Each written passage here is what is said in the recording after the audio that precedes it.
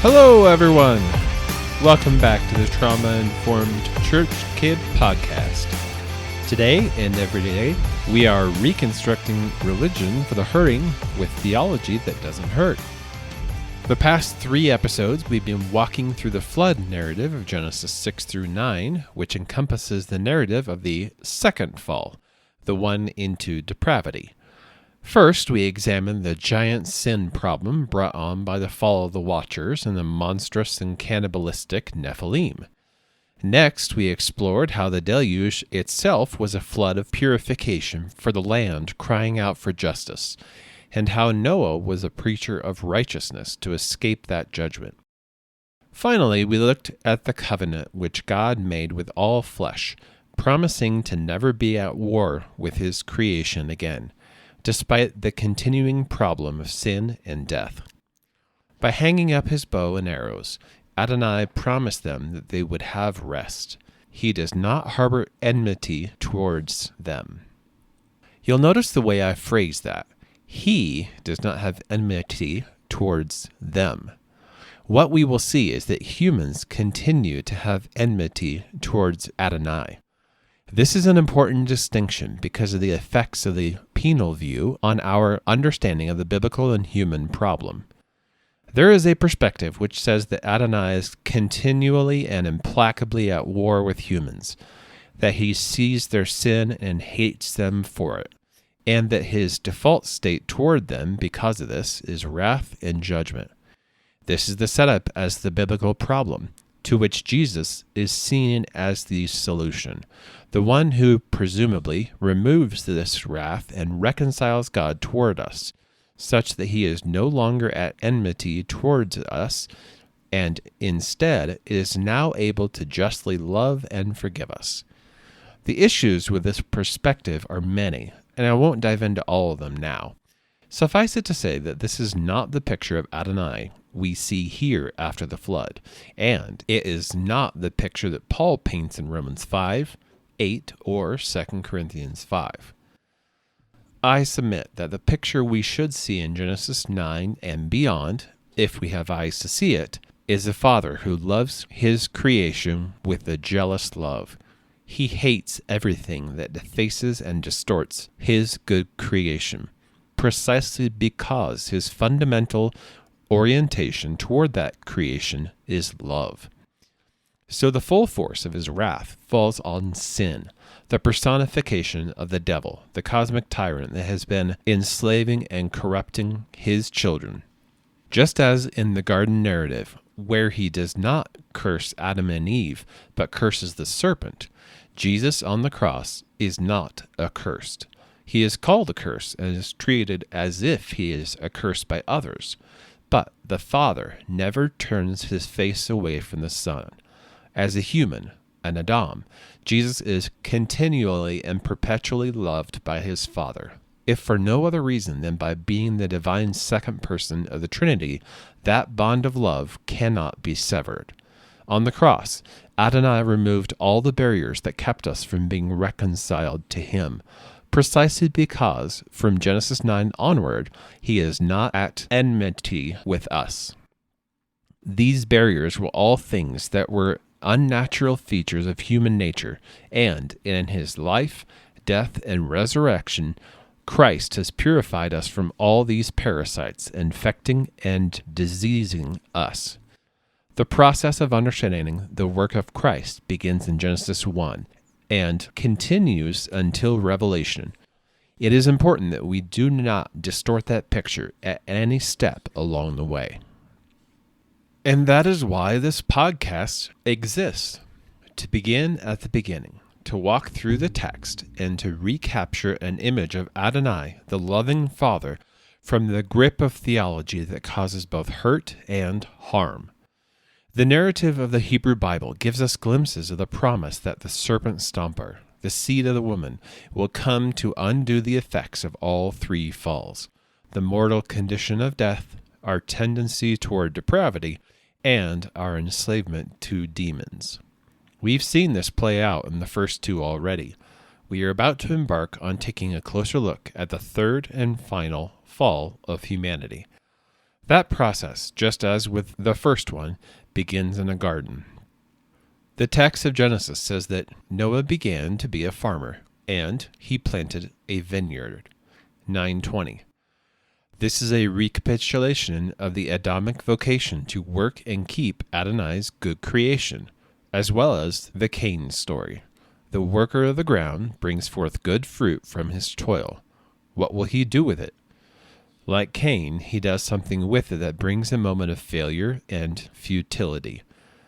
Then he drank of the wine and was drunk, and became uncovered in his tent. 9:21. Thus begins one of the frankly most bizarre and confusing and contested passages of Genesis, perhaps even of all the scriptures.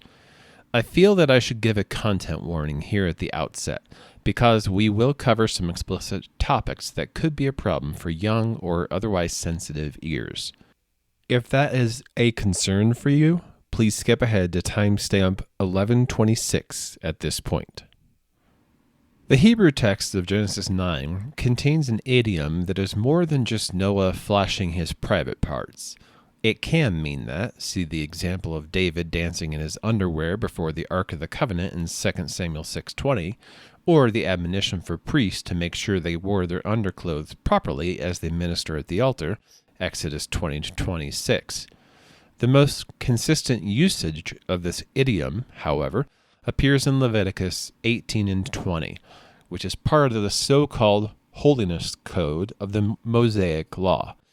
This portion deals with the various ways in which the people of Israel are to keep themselves separate from the practices of the surrounding nations, particularly as it regards sexual behaviors. There, the phrase uncovering nakedness in general means to have sexual relations with someone, and to uncover your father's nakedness means, essentially, to engage in those activities with either one's biological mother or stepmother. Here we have a callback to the Genesis 3 fall. Both the man and woman realized they were naked, so they hid and made coverings for themselves. There, we noted that nakedness was more than just a literal physical descriptor. It was an indication of loss of divine glory. Given that all these illicit sexual practices are ways in which the Israelite community would be making themselves distinguishable from the surrounding nations, that makes a lot of sense of the idiom. To uncover nakedness in a way that is improper is to lose the garment of righteousness that Adonai himself has put on his chosen people. This makes them less in the likeness of Adonai and more in the likeness of the nations. I think it is conceivable that there is a reading which says that Ham simply saw his father naked, or perhaps even doing some sort of sexualized act with his father. I will link an article in the show notes that details the options and rejects both paternal incest or castration as being likely readings here. I personally think that the most likely reading is that Ham attempted to take advantage of his father's weakness and vulnerability to sleep with Noah's wife. It is unclear in the text if this would have been his biological mother or his stepmother. Both are possible. In any case, in the ANE culture, to do something like this was not unheard of. Jacob's firstborn son Reuben does this to one of his father's concubines, Genesis 35 and 489, and David's son Absalom does this to him as part of the rebellion he leads against David's kingship, 2 Samuel 16. It was a way of asserting dominance over a conquered enemy, of gaining offspring and lineage for oneself, or, in the context of a family, of seizing the inheritance for oneself. Because, if there was a child produced from this union, it would be doubly likely to inherit the family status and wealth. As gross as this is to our modern ears, and Leviticus demonstrates that it was gross to Adonai's ears as well, this was a reality of ANE life that the text doesn't appear to shy away from. This reading also makes sense of Noah's response. He curses Ham's son, Canaan, not Ham himself. Why? In all likelihood, because Cain was the product of that illicit union. There is a parallel a few chapters later when Lot's daughters have a similar moment following the destruction of Sodom. The product of that illicit union becomes the cultural progenitor of the Ammonites and Moabites, two neighboring nations who become the frequent antagonists of the Israelite people. This maps very closely onto the cultural history of the Canaanites and will eventually culminate in the conquest narratives of Deuteronomy and Joshua. This connects back to the discomfort we wrestled with in Genesis 5, when we looked at the prodigal sons of God and the line of Cain. There, too, we had a narrative picture of a cultural father who is iconic in the very literal sense. His descendants and the cultural expressions which come out of them are in the likeness of himself as the prototype. Cain's line acted like Cain. Here, too, Ham's line acts like Ham. Canaan and his descendants become the ones who continually attack the Israelites. And not just attack, they too, like Cain's line, participate with fallen spiritual beings to continue the Nephilim rituals and the offspring that result from those illicit unions. But wait, I thought that the flood was supposed to have dealt with that problem. Hadn't the flood eradicated all the Nephilim? Well, let's jump ahead a bit to the book of Numbers. The Israelite people have been rescued out of slavery in Egypt, brought to Sinai and given Adonai's covenant there, and then they arrive at the border of the long-promised land. They send out 12 men to spy out the land, and what do they report back? Here is the text of chapter 13. Then they told him and said, "We went to the land where you sent us. It truly flows with milk and honey, and this is its fruit. Nevertheless, the people who dwell in the land are strong. The cities are fortified and very large. Moreover, we saw the descendants of Anak there. The Amalekites dwell in the land of the south. The Hittites, the Jebusites, and the Amorites dwell in the mountains, and the Canaanites dwell by the sea and along the banks of the Jordan." Then Caleb quieted the people before Moses and said, "Let us go up at once and take possession, for we are well able to overcome them." But the men who had gone up with him said, "We are not able to go up against the people, for they are stronger than we." And they gave the children of Israel a bad report of the land they had spied out, saying, "The land through which we have gone as spies is a land that devours its inhabitants, and all the people whom we saw in it are men of great stature. There we saw the giants, the descendants of Anak came from the giants, and we were like grasshoppers in our own sight, and so were we in their sight." Verses 27 through 33. Here we have the giants. The Hebrew there is Nephilim, still around, and their descendants still around. What gives? This is more evidence of why I don't see the flood as global, and why I don't see the Nephilim as being about biological descent. I believe that what we see here is an example of the Nephilim ritual being continued and practiced after the flood, but with reduced effects. We don't see the same description of rampant depravity which we saw in Genesis 5 through 6, but to think that this is a kinder, gentler form of Nephilim would be to miss the point. The stories of the giant clans, the Anakim, the Hittites, the Jebusites, the Amorites, the Perizzites, and Amalekites, to name only a few, are truly spine-chilling and blood-curdling. When we dive into the conquest narratives of Deuteronomy and Joshua, I will discuss that in a bit more depth. However, for now, it's really important to note that Noah's curse on Ham's son Canaan is not just a moment of anger for seeing him naked. The explanation I find the most compelling is that Canaan was born in iniquity, continued his father's iniquity, taught his sons that same iniquity, and eventually resulted in a whole set of tribal clans who had gone right back to the illicit demonic sexual practices of the days of Noah. But it's also important to point out what we did in Genesis 5. This is not a predestined necessity, merely because some distant biological ancestor did something bad.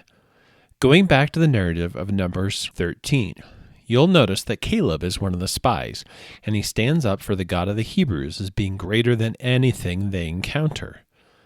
Caleb himself is a Kenizzite, which is one of the people Adonai tells Abraham he will displace in order to give him the land he is promised. Caleb's father, a Kenizzite, at some point off-screen decides he has had enough of the wickedness of his native people. He leaves his home and land, joins the Israelite company, and either has a son after this or brings his son with him. Either is possible, but both illustrate an absolutely critical point. It is vital to get right in the story of God's chosen people and their dealings with the surrounding nations. The story of Adonai's family was never about ethnicity. Whenever we refer to God's chosen people, we are never referring to a set of phenotypical characteristics, race, genetics, or anything like it. The relationship of Israel to the nations is never one of strife and conflict based on ethnicity. Similarly, it is never the case that an Israelite has a portion in the promise to Abraham merely on the basis of ethnicity. Missing this incredibly important point will result in crucial misunderstandings, the first of which is the common charge of either ethnic cleansing or genocide in the conquest of Canaan. The forced displacement of the Canaanites and the rest of the tribes associated with them was never about removing an ethnic group. It was about removing the practices of those people from the land, which were truly heinous and terrible. Of course, I will get into the details of and evidence for this later, but the fact that these tribes were associated with the Nephilim ritual, example, the Anakim from the passage we read, should jog our memory for now of how bad these practices are. And, in any case, if a Canaanite decides they no longer want to participate in a culture steeped in demon worship and cannibalistic ritual sacrifices, then they are welcomed into Israel and are nothing more than former Canaanites. Take Ruth, for example, or Rahab, or many other examples. This is a complicated and longer discussion, for sure, but I just want to plant my flag that Genesis 10 and the nations of the earth are not ever considered to be the other within the chosen family of God based on ethnicity alone.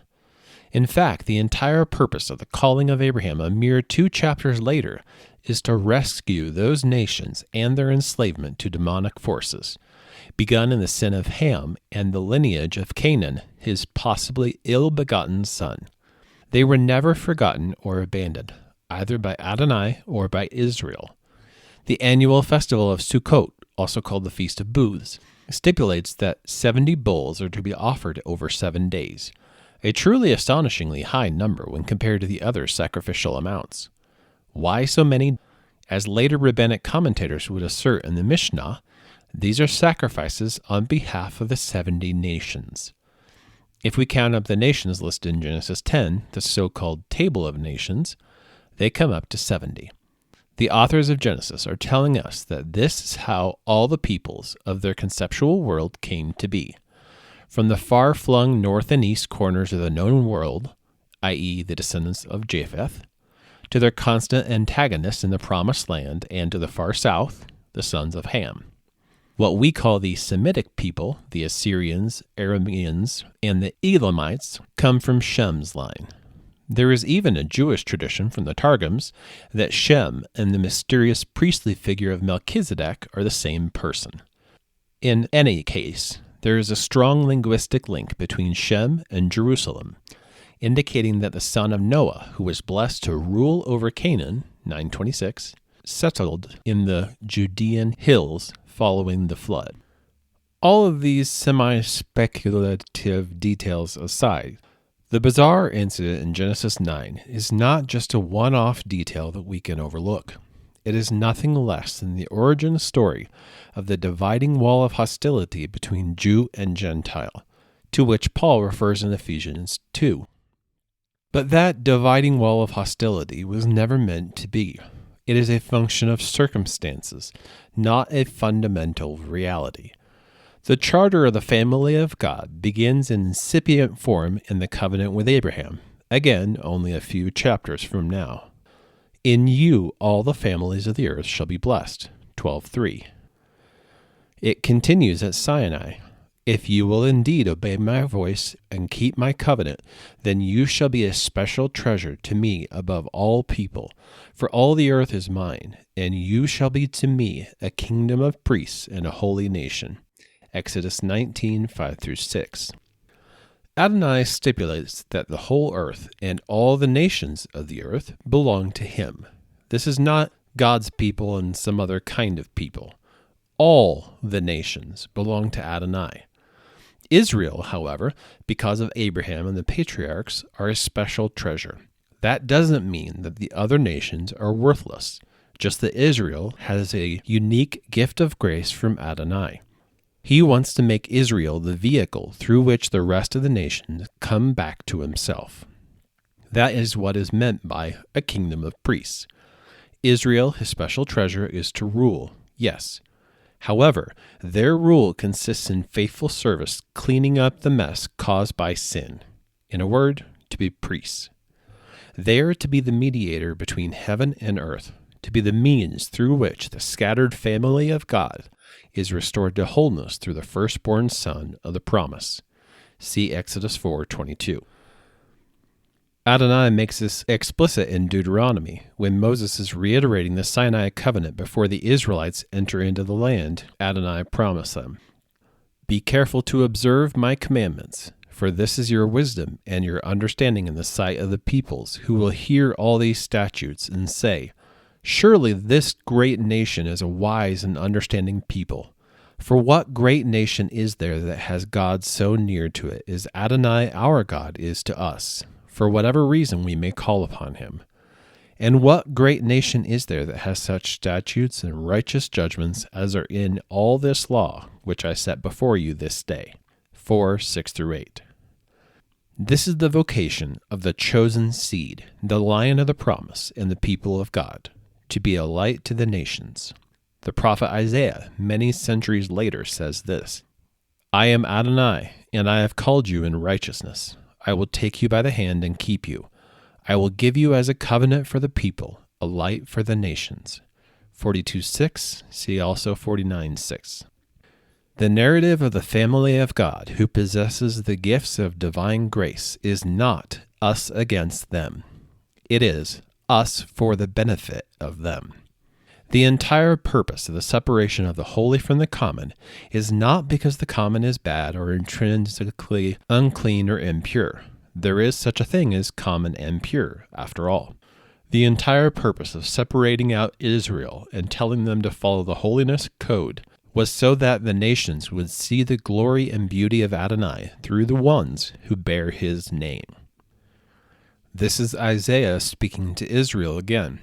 Arise, shine, for your light has come, and the glory of Adonai has risen upon you. For behold, darkness shall cover the earth, and thick darkness the peoples. But Adonai will arise upon you, and his glory will be seen upon you, and nations shall come to your light, and kings to the brightness of your rising. 63. This same promise is reiterated in Micah's prophecy. Many nations shall come and say, Come, and let us go up to the mountain of Adonai, to the house of the God of Jacob. He will teach us his ways, and we shall walk in his paths. 4:2. See also Isaiah 2:3, 11:10, Zechariah 8:23. Many of these prophecies were delivered after the Babylonian exile, when it seemed that all hope had been lost and the spiritual line of Shem had been extinguished, at the expense of the spiritual line of Ham, from whom came Nimrod, who founded Babylon. However, as Paul says in Romans, God did not reject his people, whom he foreknew. 11:2. The gifts and calling of Adonai are irrevocable. 11:29. The Israelite people are not replaced. They are not forgotten. They will never be abandoned by Adonai, who bore them as if he were their mother. The solution Paul presents to the Jew-Gentile conundrum is this. When the fullness of the nations are grafted into Israel, 11:25, that will be the fulfillment of the prophetic words of Jacob to Joseph's son Ephraim at the end of Genesis, and the fulfillment of all the prophetic promises we have seen so far. When Israel is finally the servant of God she was created to be, when she is finally a light to the nations will come streaming into Zion and will want to learn how to be Adonai's special treasure. When this happens, all Israel will be saved. 11:25. This is a sobering and convicting word, which I believe the church today needs to hear. Those of us who are followers of the Messiah of Israel are the ones who carry forward the vocation of Israel into the renewed covenant and the renewed creation. We, no less than ancient Israel, are responsible for how we bear the name among the nations.